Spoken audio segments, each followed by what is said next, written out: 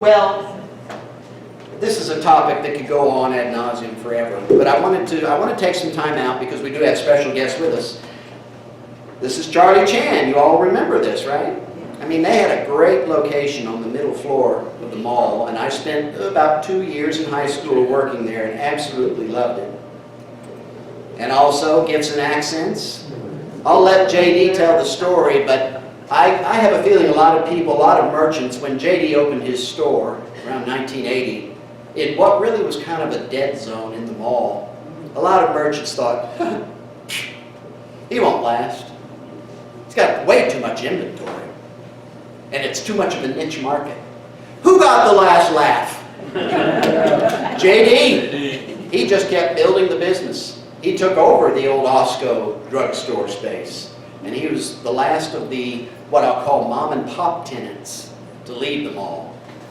In fact, as JD told me when I interviewed him a couple months ago, he said, really, it was Jones Store, which became Macy's, and Sears and Topsy's were the only ones that outlasted him. So that's quite a testament to a hardworking man in a business that did have a niche and became one of those destination locations. Having an outside entrance like this was probably a wonderful thing for him. You didn't have to walk miles through a mall to get to his space anymore. You could pull right up. So what I'd like to do is I'd like to offer my special guest the opportunity to come up, sit at this table, and if anybody just has some general questions, now's your time to ask them. I'd like to introduce Dick and Gay Williams, who owned Charlie Chan. Stand up. There's a stair over on this side. Come on up and sit down. And JD Patel, who owned and operated Gibson Accents for many decades in the market.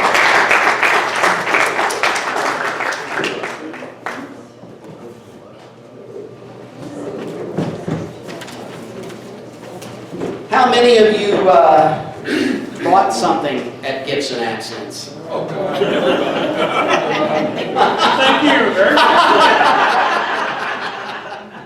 Thank you for allowing him to retire in style.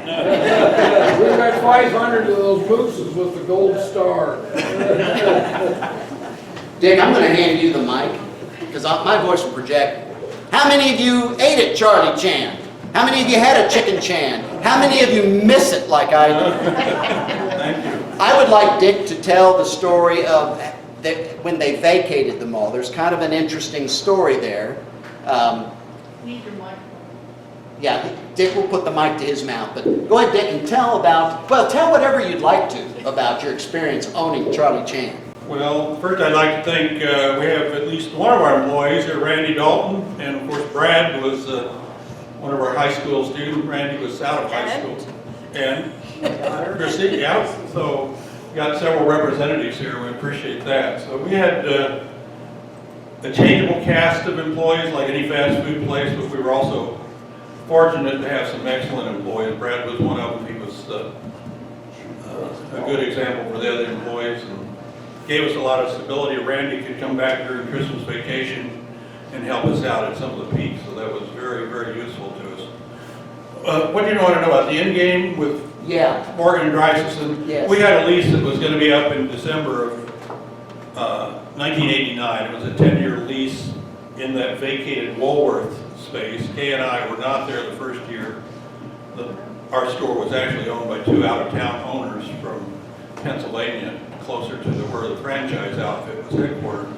We got into it in stages, and about a year into the operation, and about, a month after we took over, the premise was we were just going to be kind of absentee owners. We lived up north, had a manager on site, Dick and Gay, and especially Dick probably wasn't to the liking of the manager, so she left us and took half the staff with her a few weeks after we took over. So we were thrust into actually operating a restaurant we hadn't actually planned.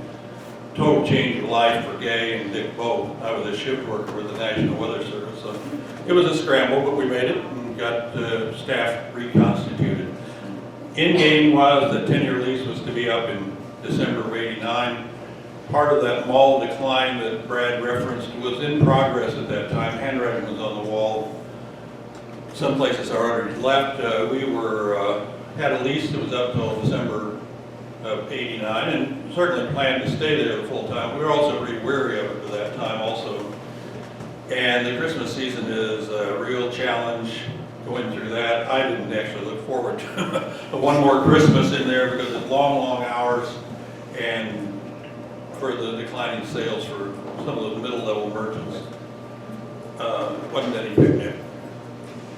The mall management was, Frank Morgan has been mentioned, but his partner was Sherman Dreisison, and he came to us and he said he wanted the space because they were going to remodel again, and he wanted to put a jewelry store in there. Well, that was kind of music to my ears because he wanted our space, which means he would have to buy out that remaining 6 months of our lease.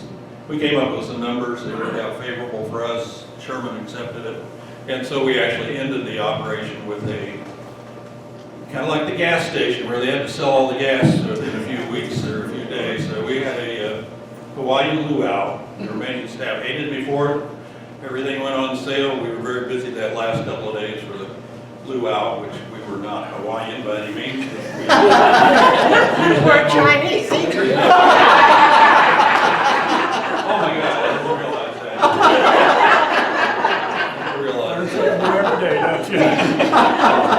Interesting enough, our family uses the Chan name. Our daughter's name is Kate Williams, but she goes by Kate Chan to this day, so that's her way of keeping a little anonymity on Facebook and so forth. So we do have the Chan still with us. But anyway, we got out, feet first, on our feet, standing on our feet, proud of what we did there. We actually made a go of it.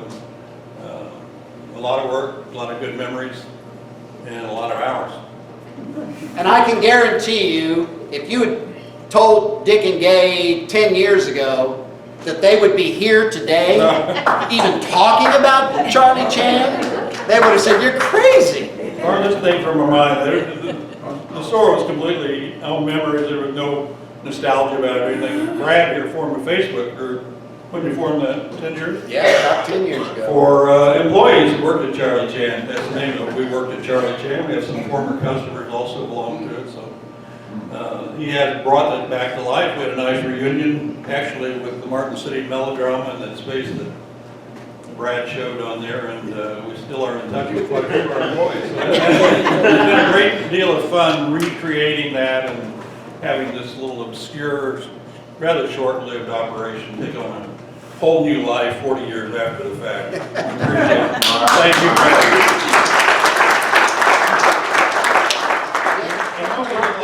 Go ahead. And what was it like being drawn into something like that?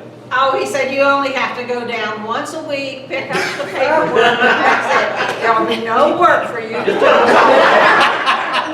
Didn't have a day off for 10 years. But she made the best lemon Chan drink on the planet. And our three daughters all can, one of them loves to point back to her social security record and shows where she was on 4 years older or something. Yeah, when she was about 7, I guess. Had to do the steps to it to get up to the register. But they all enhanced their social security earnings record by working in the family business. Why don't you